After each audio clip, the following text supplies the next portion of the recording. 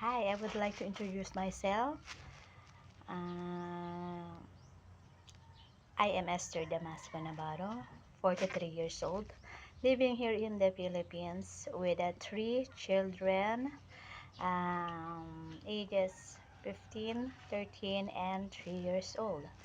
So I have a partner in life but not yet married.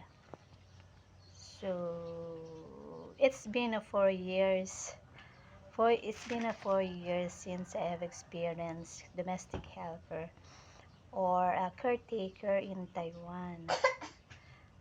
My first employer was dated on August 2017 up to July 2019. And then I have a patient, female elderly. Um, she was 79 years old and she has a illness, dementia, and a high blood.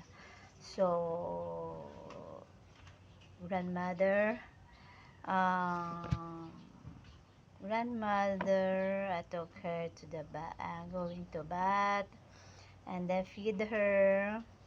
And sometimes I cook meal for 4 person, and then I wash clothes for them, and then sometimes need to car wash, and then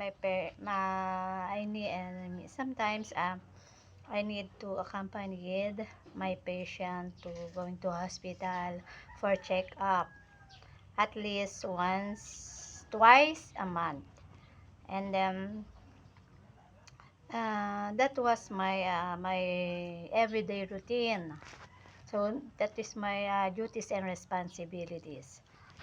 So my second employer was I don't remember, but I guess 2019 August to 2019 up to July 2021. That was my last employer.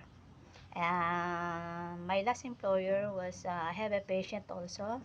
Male elderly is my patient, and she has diabetes. So I need her, feed her and cook for his meal for about 2 times a day or 3 times a day, and then took her medicine, and then going to hospital for checkup also, and then I cook meals for 5 person. For 5 person, I need to wash them clothes, and then I cook meals also, and then I don't need to car washing. No car washing at all. So that is my everyday routine also. Everyday washing clothes, cook meals for 5 person. Then took my patient to the hospital for checkup. And that was my experience in Taiwan. And November 2021, I need to go back here in the Philippines because I have emergency. Emergency, my personal emergency, because I get pregnant for that year. I get pregnant for that year, so I need to go back here in the Philippines. So for a while, 2021, November 2022, up to now, I'm here in the Philippines. So today, I think I need to go back to the abroad. So I choose to work for Hong Kong for Hong Kong, because because Hong Kong is now is my choice, because I want to earn money for my family, especially for my children. my two children is um, going to school, so every day they need educational materials, no.